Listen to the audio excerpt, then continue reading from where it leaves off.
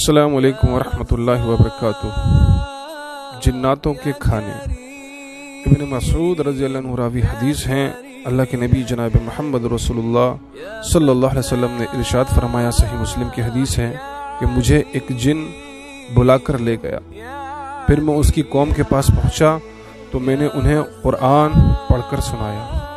उसके बाद उन्होंने मुझसे खाना तलब किया तो मैंने उनसे कहा कि हर वो हड्डी जिस जानवर को, हलाल जानवर को बिस्मिल्लाह कहकर ज़िबा किया गया हो, उसकी हड्डी तुम्हारे लिए, उसके ऊपर गोश्त होगा, वो तुम्हारी ग़िज़ा है, और जानवरों की मींगनियाँ वो तुम्हारे जानवरों की ग़िज़ा है। उसके बाद नबी करीम जनाब मोहम्मद रसूलुल्लाह सल्लल्लाहु अलैहि वसल्लम ने फरमाया, फ़ला तस्तंजू बिहिमा फ़इन्नहुमा तअमु इख़वानुकुम, बस तुम इन दोनों चीज़ों से इस्तंजा ना करो क्योंकि ये तुम्हारी भाइयों की ग़िज़ा है। तो यहाँ से हमें एक ये बात पता चली है कि हड्डी के ऊपर जिन्नात की ग़िज़ा होती है जो हलाल होती है, हलाल जानवर की होती है।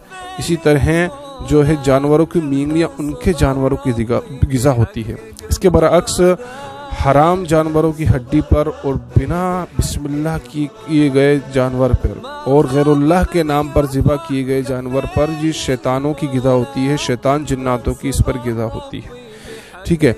अब दूसरा मसला ये है कि जब हम खाना खाते हैं और हड्डियों को एक तरफ रख देते हैं तो बाज़ औक़ात क्या होता है कि हमारे बच्चे उसको चूसना शुरू कर देते हैं, उसको मुंह में लेते हैं। इससे हमें बचना चाहिए। क्योंकि जब हमारे हाथ में वो हड्डी है और हम खा रहे हैं तो हम हाथों हाथ बच्चे को अगर देना चाहें तो दे सकते हैं। उसके बाद अगर जब हम उसको ज़मीन पर रख देंगे, दस्तरखान पर पटक देंगे उसके बाद उसको देना मुनासिब नहीं है क्योंकि उसके ऊपर फिर जिन्नात का कब्ज़ा रहता है। इसलिए बाज़ औक़ात बच्चों को ऐसे मामलात हो जाते हैं कि बच्चों का रोना बंद नहीं होता, बच्चे दूध पीना छोड़ देते हैं और कई परेशानियों के अंदर मुब्तला हो जाते हैं। तो हम इस पर एहतियात करें कि जब हम खाना खाएं और हड्डी हमारे हाथ में हो तो हम हड्डी अगर बच्चों को देना चाहें तो तुरंत उसको हाथ में ही दे दें, उसको रखने के बाद फिर बच्चा ना उठाएं। अल्लाह रब्बुल आलमीन हमें तमाम शयातीन के शरों से, हमारी औलाद को शयातीन के शरों से महफूज फरमाए। आमीन।